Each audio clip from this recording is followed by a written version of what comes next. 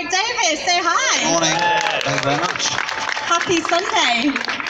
It's nice to have you back with us. Very nice to be here. Good. How has your summer been so far? Very busy, actually. This was supposed to be the start of my kind of break, holiday break, but I'm pretty full on with Han Solo at the moment. When did you start filming? That film started in February, I think. Yeah, quite a while ago now. Yeah. How's it going so far? I know you can't talk about specifics. I can't talk about anything specific, but it is all going marvellously. Thank you very much. And you're all in for a treat. And obviously we're also awaiting the next Star Wars installment, Star Wars 8 Last Jedi, which I know that you finished filming. How was it filming that compared to the previous one, The Force Awakens? I mean, working on any Star Wars movie is fantastic. I remember working on Return of the Jedi all those years ago, and I'm kind of getting that same feeling working on these new films. It's hugely exciting. It's great to see what they're coming up with, what they're going to ask me to play, and you know, I'm much like many of you here, I'm a Star Wars fan, so to be part of all this is so fantastic, and just seeing things that I recognise from previous films, as I did in Rogue One, and you know, it's just really fantastic to work with the team, some of whom were involved with, you know, the early films, others are new to the Star Wars galaxy, and just kind of being part of it all over again, because it's something we never thought we'd see. I mean, I never thought I would see the prequels, let alone films beyond Return of the Jedi, and then other kind of stories around, you know, Star Wars as well. So to kind of experience that now is really very exciting. It's great, and I know there are some big new names in the next movie. Certainly people like, obviously, Benicio del Toro, but also Tom Hardy. Even Gary Barlow is in it, I believe. Did you meet any of those? I don't know about that. Yeah, did you meet any of those guys on set at all? I can't really talk about anything specific, I'm afraid. But I know that, obviously, having been in so many of those films, do you prefer sort of going back to reprise the same role again, or do you prefer kind of the new, you know, the excitement of a new film?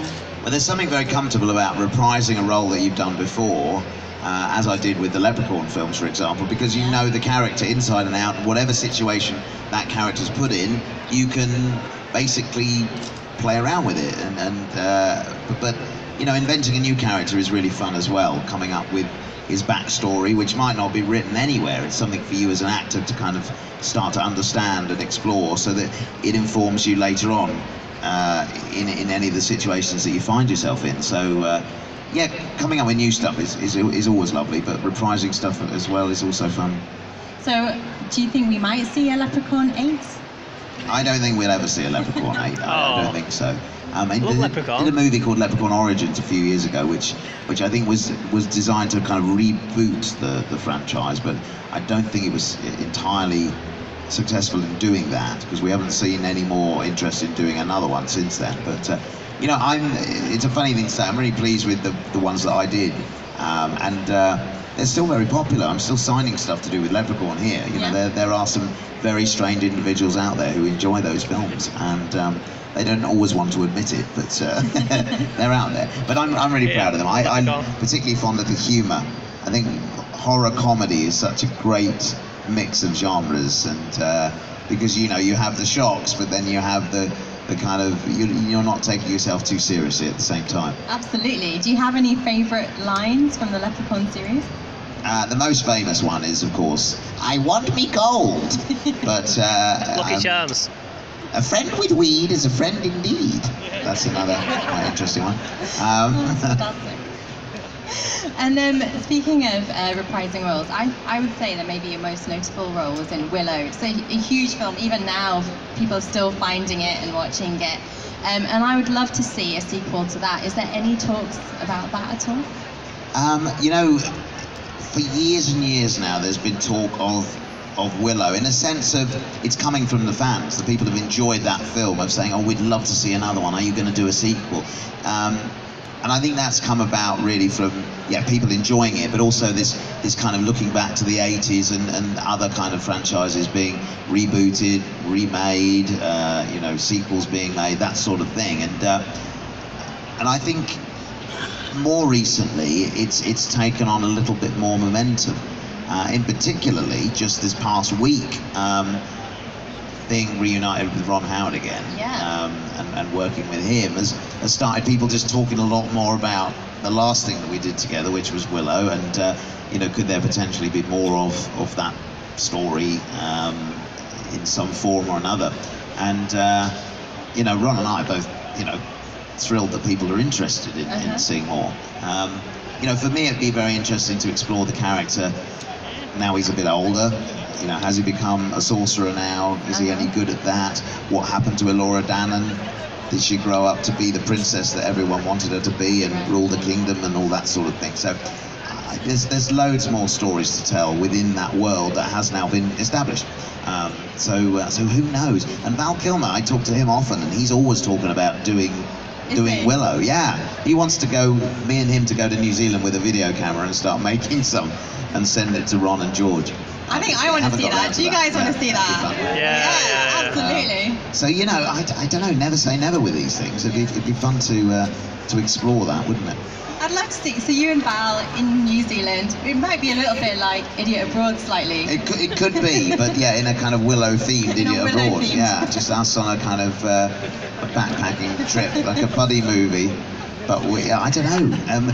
Did any of you see the Life's Too Short special that we did together? The plot of that was all about Val and myself trying to get Willow 2 off the ground. And if you haven't seen it, check it out, because it's quite funny.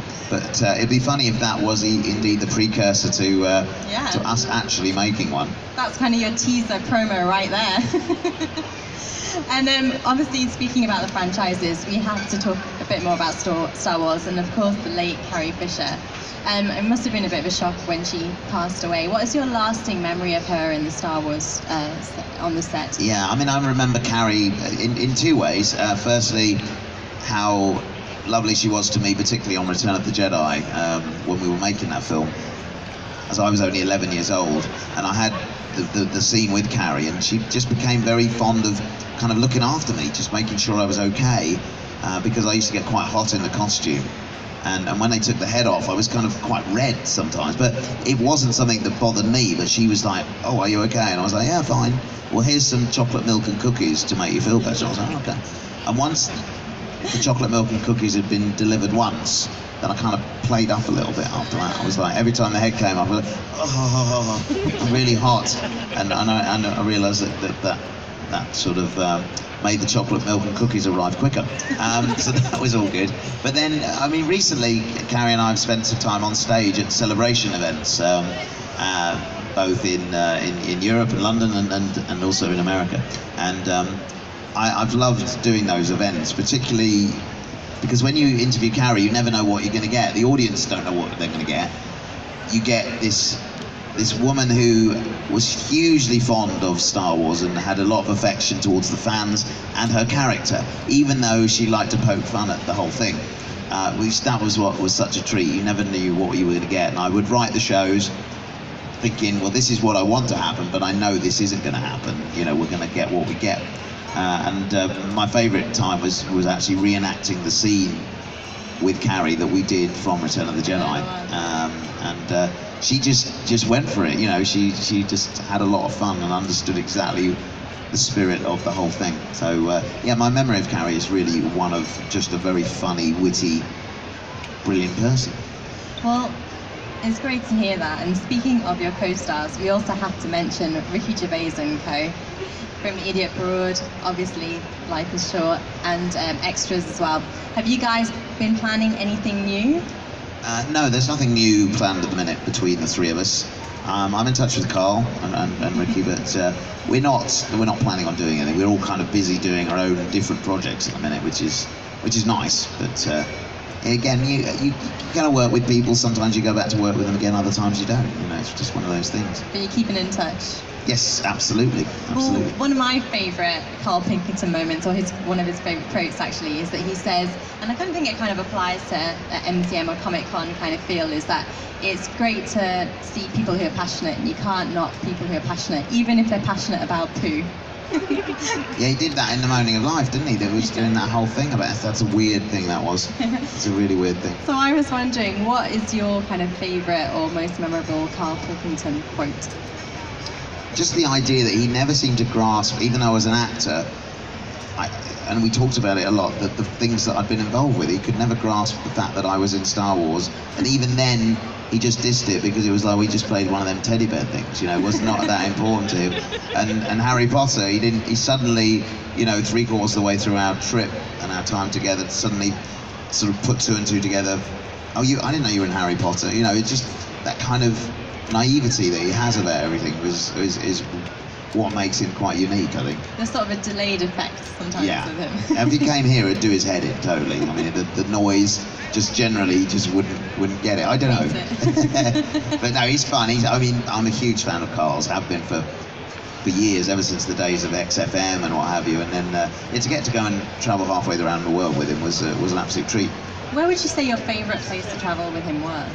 I enjoyed India immensely. I mean, it was somewhere that I kind of had no real kind of idea what it would be like, but I wasn't prepared for the kind of the amount of, I mean, it's full on. I recommend everybody go there, just the once, to experience it. It's the loudest place I've ever been to. It's the most colourful place. It's the most vibrant place. And just expect the unexpected around every corner. It's fantastic. I can't get, I mean, my mind is just now spinning with the memories. You'd walk around a corner and there'd be a massive cow standing there, and you wouldn't expect that, you know. They're just, the colours, the fruit, the food is fantastic. Yeah, amazing. And then the people, just everyone's getting on with it, but everyone's so, you know, you kind of learn tolerance as well, because some of the places are so busy, and if it was, you know, us here in the UK, we kind of get annoyed, don't we, if somebody within 2 feet of us, we're like, what are you doing in my space? But in India, it's just everyone's just getting on with their thing and having a good time with it. Personal space does not exist. It doesn't, exactly. And queuing doesn't really work either in India. You just kind of have to get in there, get stuck in, you know. But what people were fascinated with Carl and myself, because we were from the West, you know, and it wasn't because really I was short, because they were just as interested in Carl, although it could have been his exceptionally round head that was the point of interest there. I don't know, but he actually liked me being around because it took a bit of the attention off of him.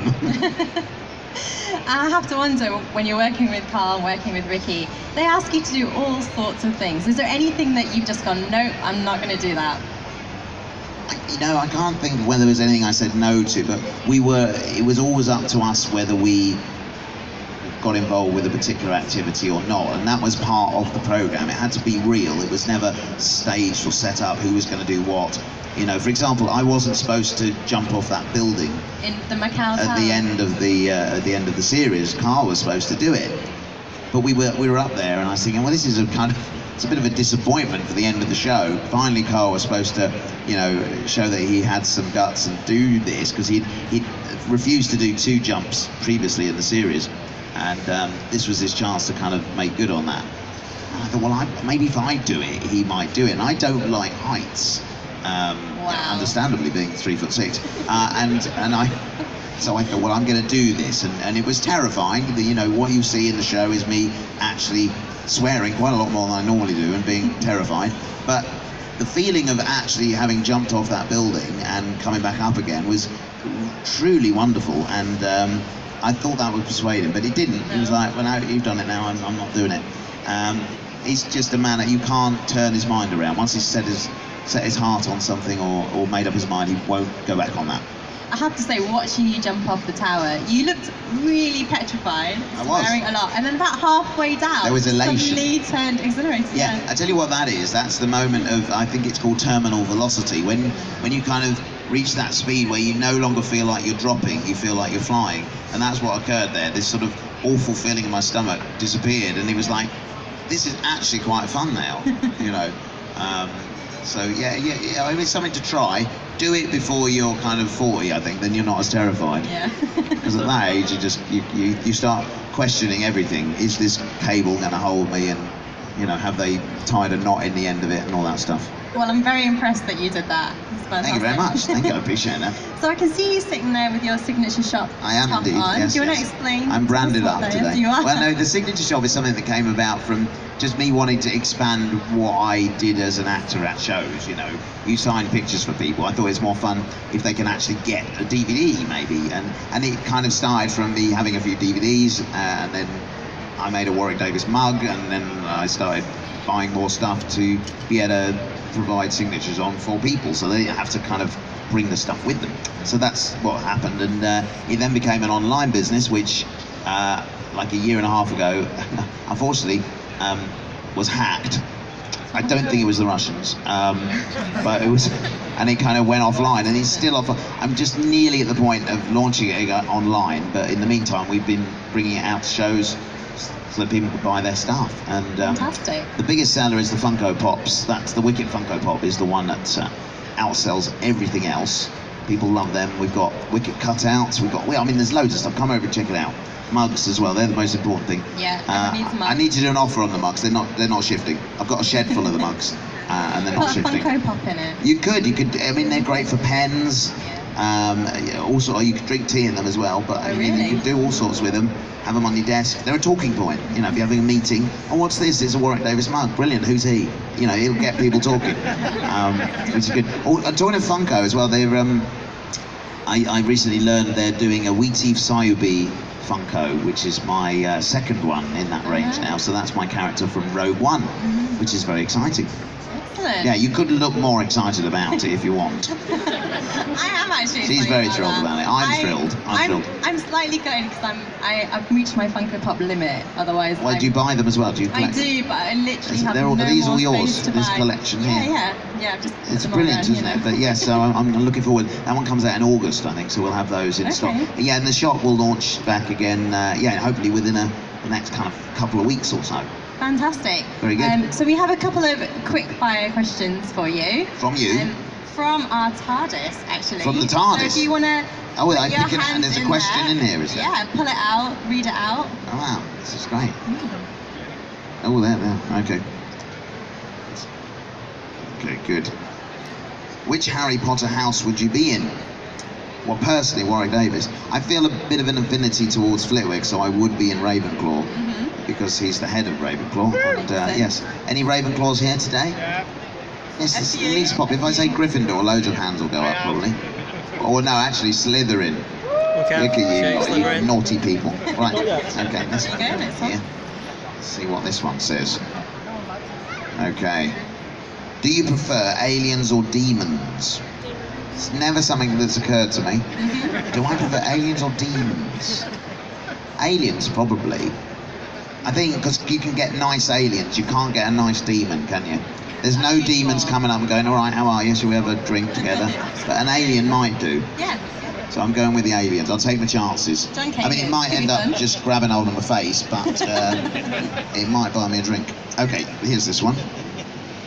This is a very good idea. It's slightly lazy from your perspective, but... who is your favourite Marvel Avenger? Ooh. I like Iron Man. I do. I think Tony Stark's character is just this fabulously flamboyant, you know, super rich person, which is we all like to dream about, don't we? And at the same time, he has this suit which kind of I just like that whole kind of setup there. Yeah. I met an Iron Man once at a convention, and I was really excited. And I went up to him and I said, "Can I have a picture?" And I shook his hand and I pulled his finger off. This is Iron Man. I feel really bad about that. Okay, final one. This is the final one. I like doing this. This is very good. Essentially, you don't need to be here, really, do you? No, that's very true. I'm going to go to sleep now. There's another one of these. Do I prefer? Do I prefer dragons or dinosaurs? Dragon. Again, in what sense, you see? Because you've got to look at this. If you met one or the other, right? You wander up and there's a T-Rex there or a dragon, right? What would I prefer? What, to sort of look at or run away from, or because the dragon's got the fire going on, but I don't know, is he naturally as aggressive as a T-Rex? Good question. He might not be inclined to be. Who would you look? I'd like to look at a dragon. I've seen real dragons. I've worked with them in Harry Potter, of course. There was that poor, emaciated, pale one that we kept in Gringotts, the cruel goblins, and there was the one. There was in Goblet of Fire. He was well looked after. He was. I don't know. Yeah, dragons. Okay. Well, thank you so much for answering all our questions. It was Pleasure. fun as always. Thank you guys for coming out. It's Please nice give to it have up. been here. Great. Yeah, Please give it up for Warick Davis. Thank you very much indeed. Thank you. And if you want to hear more from me, I'm on the other stage later on at 1:15. So it's like a sort of expanded version of what we've just done, really, but less fun. Less fun.